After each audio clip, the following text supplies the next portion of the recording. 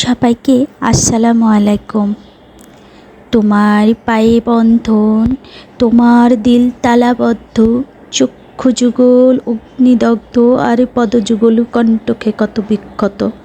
ইচ্ছা তোমার পশ্চিমে সফর করার, অথচ চলেছ পূর্বমুখী হয়ে।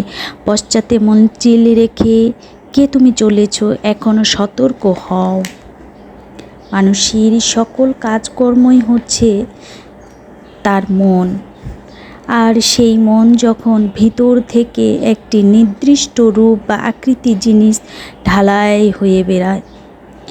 মানুষের মন যখন প্রথম অবস্থায় থাকে তখন আমরা বলি যে তার কোনো চরিত্র নেই।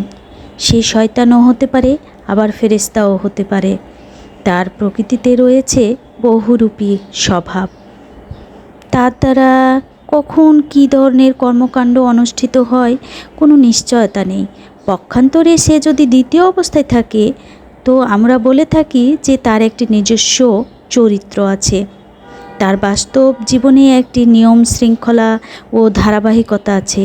পরন্তু সে অবস্থায় কে কী কাজ করবে তা নিশ্চিতভাবে বলা যেতে পারে। আমরা যখন মানুষের স্বাভাবিকভাবে পরিবেশে বসবাস করতে গিয়ে, পরিবারে থাকতে গিয়ে বিভিন্ন কাজকর্মে নিয়োজিত হয়ে থাকতে পারি, আর তখন যে কাজের মধ্যে থাকি তা কিন্তু অনেক কণ্টকাকীর্ণ হয়। আর এই কণ্টকাকীর্ণকে এড়িয়ে যারা এগিয়ে যেতে পারে তারাই হচ্ছে সফল মানুষ। তো বিভিন্ন দিক আলোচনা করে আমরা জানি যে জীবনটা অনেক সংকটাপূর্ণ ও কণ্টকাকীর্ণ। তো এই কণ্টকাকীর্ণকেই পায়ে দলিত মথিত করে এগিয়ে যাওয়াই হচ্ছে সকল মানুষের